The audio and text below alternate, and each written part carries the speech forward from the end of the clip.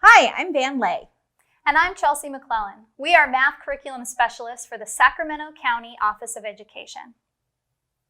Today, we're going to show you some math activities, videos, and resources that can provide support while you are out of the classroom using common materials you have around the house.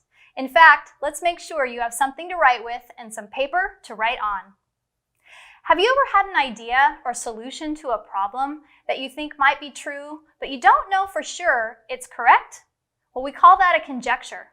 Making conjectures in mathematics is very important, and we're going to give you a chance to develop some conjectures today as you tinker with one of the world's, as yet, unsolved math problems.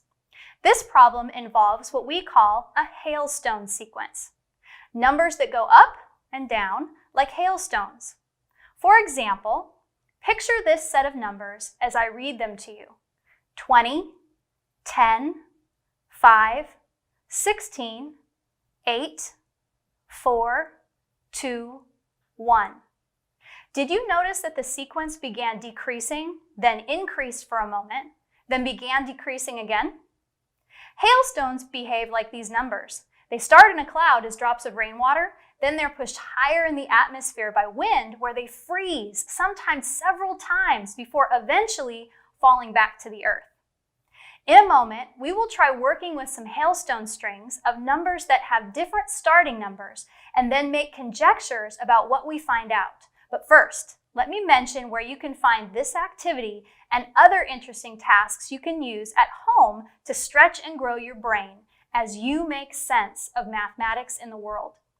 This task came from a site created by Dr. Jo Boler and her colleagues called ucubed.org.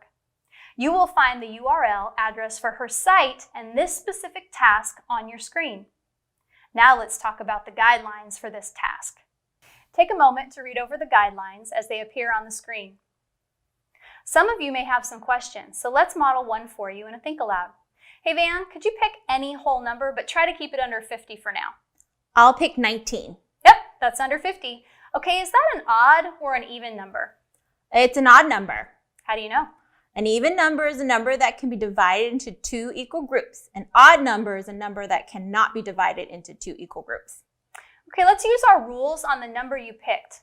If the number is even, divide it by 2. If the number is odd, multiply it by 3 and add 1. So what do you think we should do first? Well, since 19 cannot be divided into two equal groups, it's an odd number. If my number is odd, then I have to multiply by 3 and then add 1. I'm thinking I'll take 3 groups of 20, which is easier for me to think about. So that's 60. Since I took an extra 1 3 times, I need to subtract 3 ones from 60, and that's 57. Now I add 1 to 57 because the rule says I multiply by 3 and then add 1. So my result is 58. So 58 is even because I can separate it into two equal groups. That means I need to divide by 2. 58 divided by 2 is 29.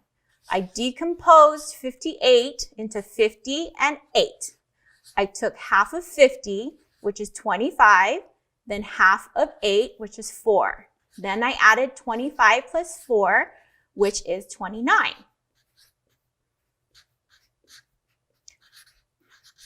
"29 is odd, so I should multiply by 3 and then add 1. Normally I would ask you to describe your thinking, but for now, let's just keep up the hailstone sequence guidelines. Can you take me through your sequence of numbers? Okay, I have 29. I'll multiply by 3 and add 1. 29 times 3 is 87. Then I add 1 and I get 88. That's even, so I'll divide by 2, which is 44. This is even, so I divide by 2, which is 22. This is even, so I divide by 2 again, which is 11. 11's odd, so I multiply by 3 and add 1. That's 34. 34 is even, so I divide by 2, which is 17. 17's odd, so I multiply by 3 and add 1, which is 52. This is even, so I divide by 2, which is 26. That's even again, so I'll get 13. Odd, that's 40. Even, that's 20. That's even again, so I'll get 10. Then I'll get 5, then 16, then 8, then 4, and then 2, and then finally 1. I think that's the last number. Wow, what are you wondering? I'm wondering if that happens every time. Great wondering, Van. Why don't we let the kids try to find out while we chat a bit with the caregivers that are supporting learning at home. Okay, kids, why don't you invite a grown-up at home to come watch a quick video while you keep thinking through new hailstone sequences? Some of you may have tried to memorize rules about fractions. Sometimes those rules get confusing and we mix them up when we try to solve problems involving fractions. Let's take a look at a video Graham Fletcher has made about fractions to help us see how these ideas progress across grade levels. Fractions. The very sound of the word, well, it kind of freaks most of us out. So here, I'm going to take a stab at explaining the progression of fractions. And it begins in first grade. And it starts with a crazy word, partition. And I think that students should be able to use that word as well. So in first grade, students should be able to partition squares and rectangles into halves and quarters, which can also be represented or called fourths. The vocabulary development here is the biggest piece in first grade. So they could also say a quarter of, a fourth of, or a half of. In second grade, students build on their understanding of halves, quarters, and fourths, and they're introduced to the idea of thirds. Again, they should be using that term, thirds or a third of. When students leave second grade, a big piece of understanding they should leave with is though even though shapes can appear different, they actually can have the same size. So this brings us to third grade. It's a really big year for the development of fractions because here students are beginning to really truly develop that meaning of a fraction. And it's the first time that students see fractions written as a symbol. So even though we're talking about symbols, we really need to place our emphasis as teachers on the visual representation of fractions. So how can we do that? Well, one way we can do that is by creating a length model. Here you see that we've taken a strip of paper and folded it up into 4 parts. Another way, which isn't really explored in third grade, is the use of a set model. Here in this set model, you can see that 3/4 of the bears are green. And the last way that we can represent fractions is one that I think we're all pretty much familiar with, and that's the area model. Here, 3/4 of our square is yellow. As students are building this understanding, we need to make a connection back to their understanding of what they have with whole numbers. So just as whole numbers, take for example this number 4, is built from units of 1, fractions, in this case 3/4, is built from 3 1/4, a fourth plus a fourth plus a fourth. Big understanding here. Let's go back to that length model. Well, that length model is a really powerful tool because it helps build students' understanding, which can also be done through a number line. Here's another number line. What number is the question mark? Here, let me help. Wait a minute, that's greater than 1. Well, in third grade, students need to see that fractions can also represent numbers greater than 1. It's the sum of unit fractions. So we might want to get students to begin counting with fractions. 1/3, 2/3, 1, 4/3, 5/3, 2. Let's get our students counting by fractions. Counting circles are a great tool to get students understanding and seeing the sum of unit fractions and that repetition and the structure of numbers. So as students begin to learn dividing in parts of a whole and partitioning up shapes, they begin to explore this idea of equivalent fractions. So here we're going to take 4 lines and we're going to divide them up. We're going to partition them all into equal parts. And as we partition them all up into equal parts, we begin to see that, hey, some of these line up a little bit. Here students are beginning to explore the idea of equivalent fractions. So 1/2 is equal to 2/4, which is equal to 3/6, which is really the same as 4/8. The big piece here that students really need to see and we need to push and promote is that the size of the whole doesn't change. just the size of the parts do. But even though we're talking about fractions, students need to also understand that whole numbers can also be written as fractions. Take, for example, the number 1. Here's 3 ways that we can represent that number 1. As students begin to build that understanding and they continue to build their understanding, we compare fractions. Here, 1/4 is greater than a half. Now you might be thinking I'm crazy, but I'm not. See, 1/4 is, yep, 1/4 is greater than a half. It comes back to this understanding that students need to see that we have to be talking about the same size whole. So let's compare these two fractions, 3/4 and 5/4. Well, here we see that 1/4 is a rhombus. So if we have 3 1/4, that's actually less than 5 1/4. And that's a common denominator strategy. Another way we can compare fractions is if we have a common numerator. Here we have 1 as a common numerator. Yeah, common numerator. It doesn't quite sound right, but here students have this understanding and should be building this understanding of a common denominator and common numerator.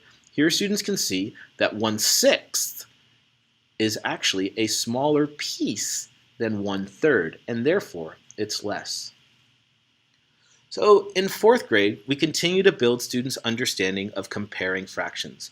They come to us with this understanding of common denominators, common numerators, and here's another strategy students can use to compare 7/8 and 11/12. Now, they're both missing one part from a whole. But students know, because of their understanding of a unit fraction, that an 1/8 is actually larger than a 1/12, and therefore it's farther away, it's missing a greater piece of its whole.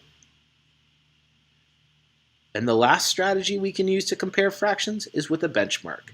Here we'll use a benchmark of a half. Well, we know that 4/8 is equal to a half, and half of 5 is 2.5. Yep. We're not using any butterflies here, and butterflies have no place with comparing fractions. So we have 4 strategies for comparing fractions, but let's go back and revisit that idea of building equivalents. Well, here we have a half, and if we take our half and we multiply it by 2, by dividing it, we can actually see that 2/4 is the same as a half. And if we repeat that procedure, we see that we have 4/8. Here, this area model helps students visually see equivalent fractions. Now, after students have explored with fractions lots of times, they begin to see this pattern in numbers. And I think it's our job as the teacher to kind of allow them to see this. So students begin to see that whatever we do to the numerator, we do to the denominator. But I think that it's important that kids come up with that understanding, not just us telling them. There's a whole bunch happening here in this crazy world of fractions. So hopefully we can all make sense of it, so we're not scared of them. Let's continue the conversation online. Take care. Thanks, Graham. I hope folks check out the other progression videos and resources you share on your website. Speaking of great resources, one of my favorite websites of all time is openmiddle.com, created by Robert Kaplinski. This website has hundreds of problems for all grade levels that challenge our thinking. They help us look for patterns as we tinker with different strategies, record our thinking, and learn from what doesn't seem to work as we begin to make sense of the math. For this next task, you will need paper and something to write with. When I introduce an open middle problem for the first time, I often start by removing the directions and just asking my students what they notice and wonder about in the problem. So Van, take a look. What do you notice? I notice that there are 10 numbers, 0 through 9. I notice that there is an equation and some digits are missing. Well, what do you wonder?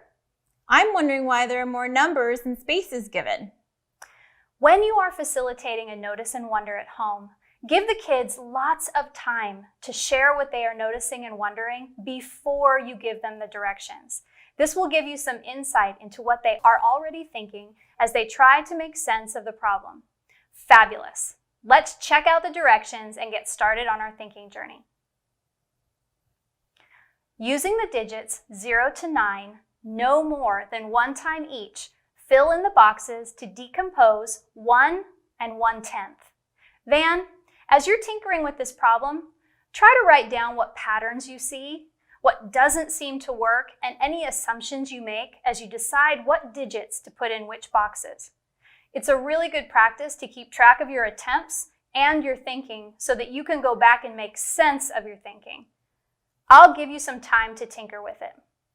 While Van is busy thinking, consider what vocabulary might need to be cleared up. Do students understand what use the digits 0 to 9 no more than 1 time each means? Do they understand that decompose means to break apart? Check in with the math thinkers, but don't rush to show them how to do it. Productively struggling as we make sense of the mathematics actually leads to brain growth as we grow new neural connections and strengthen the connections we already have. While kids are working on the problem, prompt them to look for patterns and record what doesn't seem to work. If your math thinker is reluctant to write down how they are thinking about the problem, ask them if someone looking over their shoulder could make sense of their thinking. Part of making sense of math is to clearly communicate your thinking so others can understand your journey. It takes practice to communicate clearly, so keep asking questions instead of giving hints and answers. Let's check in with Van. Take a minute to look over her thinking. Can you make sense of it? How would you develop a thoughtful conjecture to express her thinking and overall journey? Okay, so let's take a look at the conjecture that this thinker developed, and let's try to make sense of what she's thinking. Okay, well, it looks like she tried just consecutively putting the numbers 1, 2, 3, 4, and 5 in the boxes to see if that would work. Okay, she's saying 1/10 plus 2/10 plus 3/10 is 6/10. So she knows that she needs 5 more tenths. And it looks like she realizes that 45 hundredths is the same as 4.5 tenths, and she wants to make 5 tenths, and that's not quite enough. So she was thinking, how could she make more tenths? And she needed 5 more tenths exactly. So 50 100ths is that 5 tenths, okay. And then 1/10 plus 2/10 plus 3/10 plus the 50 hundredths, which is 5/10, is 11/10, or 1 1/10. So she figured that one out. Let's look at the next example. 2/10 plus 3/10 plus 5/10 plus 10 100ths is 1 1/10. Because 10 100ths is the same as 1/10.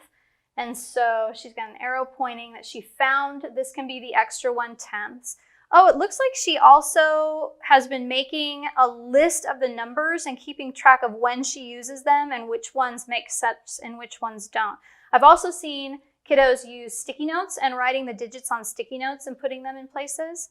Let's see, she also does, okay, so she knows she needs to make 10 tenths, and she's trying to figure out which combinations of numerators will make 10. So she tried 4 plus 1 plus 5, which does make 10, but she already used the 1 in the 10 100ths, so that's not going to work. Then she tried 4 plus 6 plus 0, also 10. Oh, but again, she's already used the digit 0. Then it looks like she tried 2 plus 3 plus 5. That equals 10. And that one worked. Nice. Let's get this one. 1/10 plus 3/10 plus 5/10 plus 20 100ths is 1 1/10. Yep, that works. Oh, it looks like she really wants us to see that 1 1/10 is 11/10, and that 20 100ths is the same as 2/10. Again, she has that grouping of numbers, keeping track of what she's used, and that 6, 7, 8, and 9 is too much. Looks like she's wondering if there are other solutions. Oh, she realizes that the 0 needs to be in the 1's place in the numerator of the fraction something over 100. So she tried 1/10 plus 3/10 plus 5/10 plus 2/10, which was the same as 20 100ths, is 11/10, or 1 1/10. Let's hear from Van about what her final conjecture is. There are multiple solutions. I found 2 so far. 2/10 plus 3/10 plus 5/10 plus 10/100 equals 1 1/10. And 1/10 plus 3/10 plus 5/10 plus 20/100 equals 1 1/10. I realized that the most important digit to place was the 0 in the ones place of the numerator of the last fraction with a denominator of 100. This makes it possible to rename the fraction to tenths. 20/100 is the same as 2/10. I know that 1 1/10 is the same as 11/10. So I must find combinations of digits that have the sum of 11 for the numerators. This means that I can never use 9, 8, 7, or 6 as a numerator. Any combination of the other digits left would give me a sum over 11. Okay, math thinkers at home, are you convinced that this conjecture is true? What questions or feedback might you have for Van? What would you have done differently? What helped you make sense of this math?